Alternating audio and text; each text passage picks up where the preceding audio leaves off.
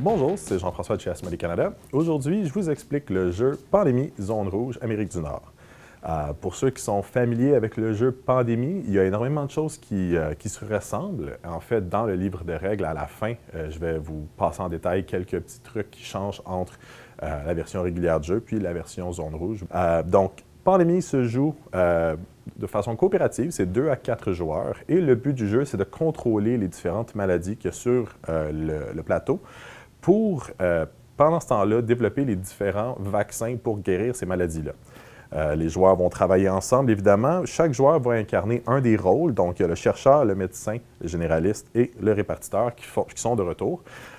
Contrairement au jeu de base, donc, il y a seulement ces 4 rôles-là. Il n'y en a pas 7 dans lesquels choisir. Pandémie Zone Rouge se veut un jeu un peu plus rapide, un peu plus petit, donc on pourrait dire de format voyage, si on veut.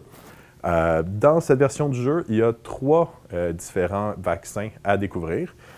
Il faut faire ça sans aussi atteindre certaines conditions de défaite. Donc, à la fin du tour de chaque joueur, le jeu va jouer et, dépendant de ce que le jeu fait, il y a certaines choses qui vont avancer.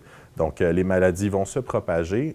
Il va y avoir certaines situations comme des éclosions qui peuvent se produire, qu'il faut empêcher à tout prix. La partie se termine donc si les joueurs sont capables de faire les 3 différents vaccins, ou si on atteint le maximum d'éclosion, qui est 4, ou si on passe à travers le nombre de cartes de joueurs ici.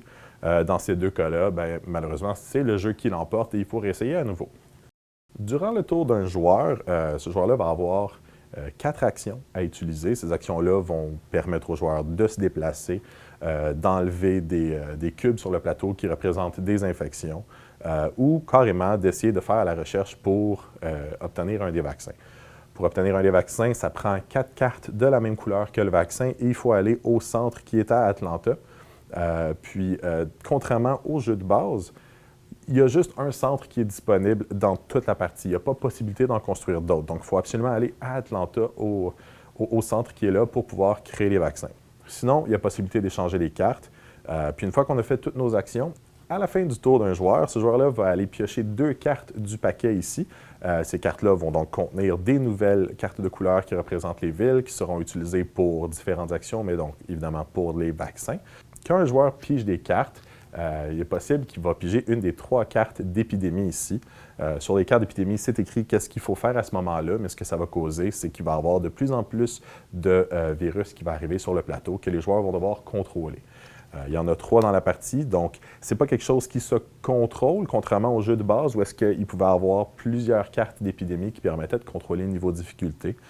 Dans la version Pandémie Zone Rouge ici, c'est des cartes de crise qui seront disponibles. Il y a différentes façons de les implémenter dans le paquet de cartes pour changer le niveau de difficulté. Donc, à défaut d'avoir des épidémies supplémentaires, il va y avoir des événements qui vont se produire qui vont mettre en danger la partie de d'autres façons. Comme ça, c'est un petit peu plus facile au niveau de la mise en place. Dans ce paquet de cartes-là aussi, il va y avoir des cartes d'événements, un peu comme dans le Pandémie standard. Donc, il va y avoir des façons d'avoir des actions supplémentaires qui ne nous coûtent pas d'action dans notre tour et qui peuvent même être jouées dans le tour d'un autre joueur. Il y a évidemment aussi des aides-mémoires ici pour les différentes actions des joueurs qui sont disponibles si vous voulez vous rappeler des différentes choses qui sont possibles à faire durant votre tour. Comme j'ai dit plus tôt, la partie se termine donc lorsqu'on atteint les 3 vaccins ou si le plateau atteint une de ces conditions de victoire.